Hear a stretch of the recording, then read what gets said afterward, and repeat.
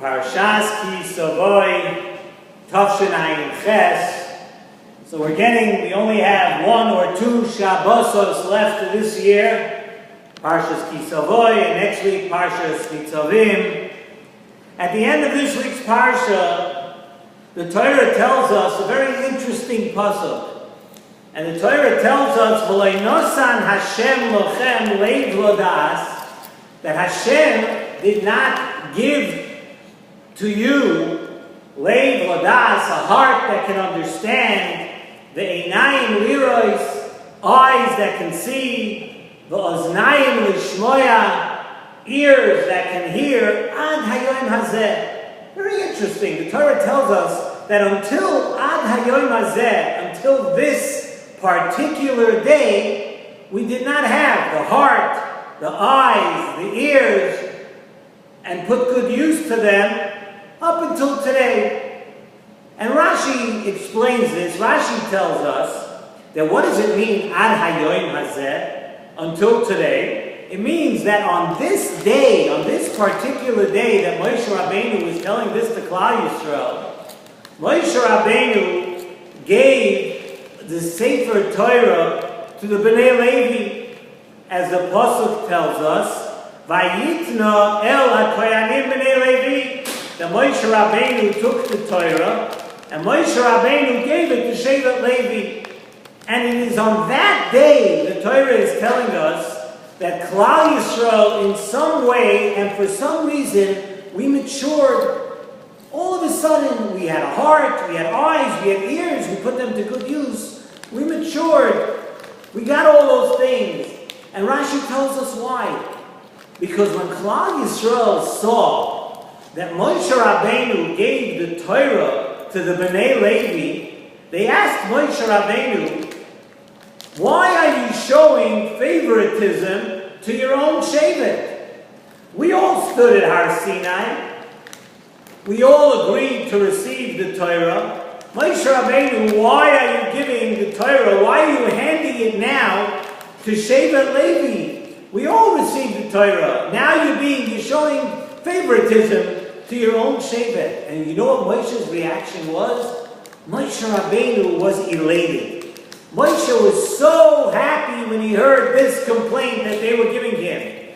And it is then that Moshe Rabbeinu said, Hayoim hazeh niyesa la'am.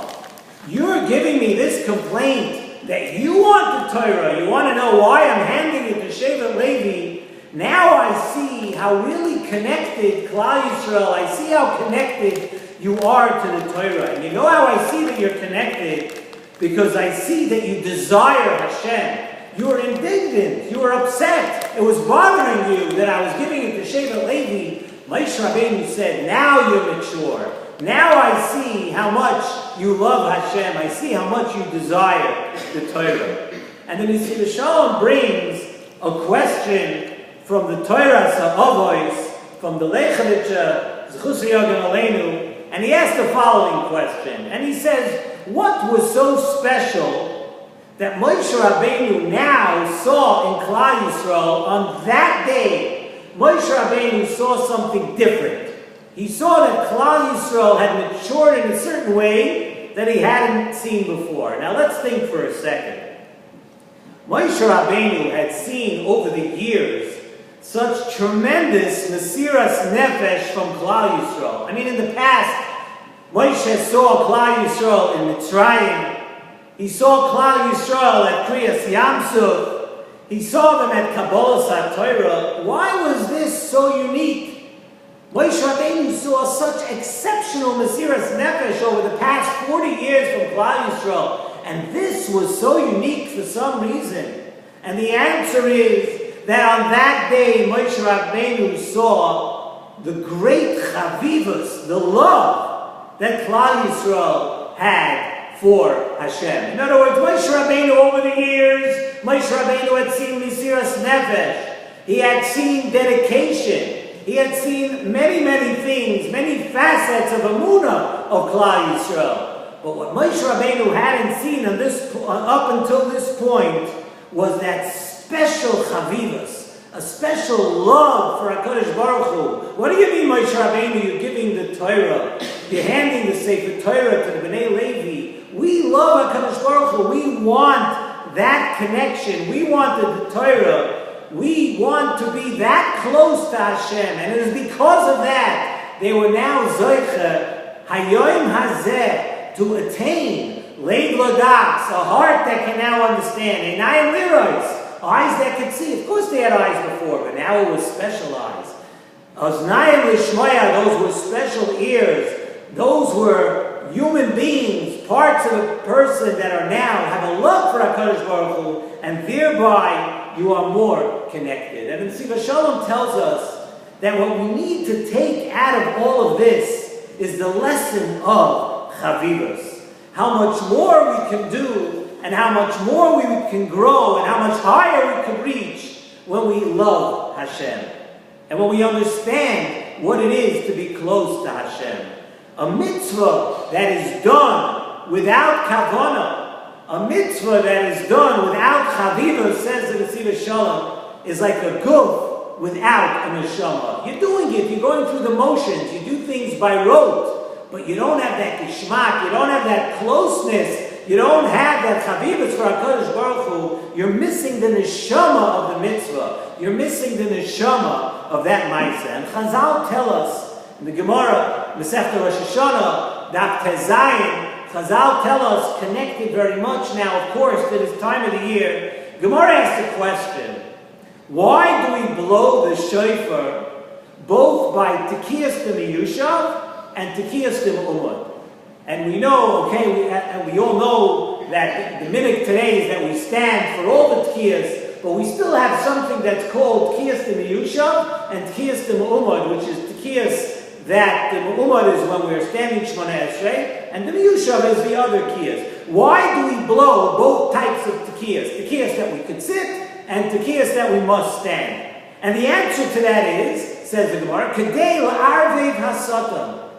We want to confuse the Satan. And Rashi explains that when the Satan sees how much we love the mitzvah of shofar, and we love it so much, because we blow the shofar when we're standing, and we blow the shofar when we're sitting. And whatever we're doing on Rosh Hashanah, we're going to blow the shofar. So we're showing that we love this mitzvah so much. And when the Satan sees that love that we have for the mitzvahs of HaKadosh Baruch Hu, and this is very, very important to know, when the Satan sees that, he can't speak. He's just totally confused and overwhelmed by our behavior, that the Satan cannot speak. So isn't this interesting? Think for a second.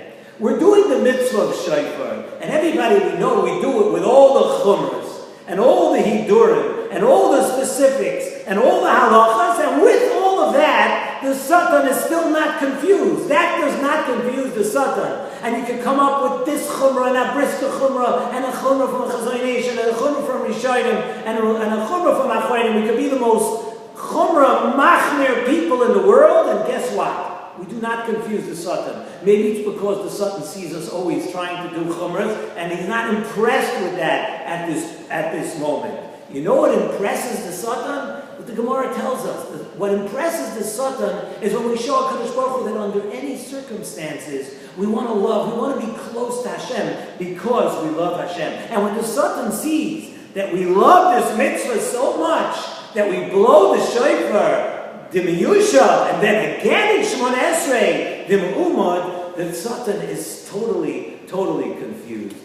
Look what love for a mitzvah of HaKadosh Baruch Hu can do. And this too explains the beginning of our parsha, the mitzvah of Bikurim. What do we see at the beginning of the parsha? The Medrash tells us about the mitzvah of Bikurim, that the entire world was Kedai. The creation of the entire world was Kedai just for the mitzvah of Bikurim. A Medrash on this week's parsha. What's going on here? Come on. There are 613 mitzvahs in the Torah. All the other mitzvahs, Taryag mitzvahs. This one mitzvah of Bikurim, it was Kedai, the creation of the entire world. The answer is the theme that we are speaking about tonight. Because what happens by Bikurim? You know what happens? Bikurim shows our great love for HaKadosh Baruch Hu. What does a farmer do? What does a person do? You put all your work into your parnasa, into your field.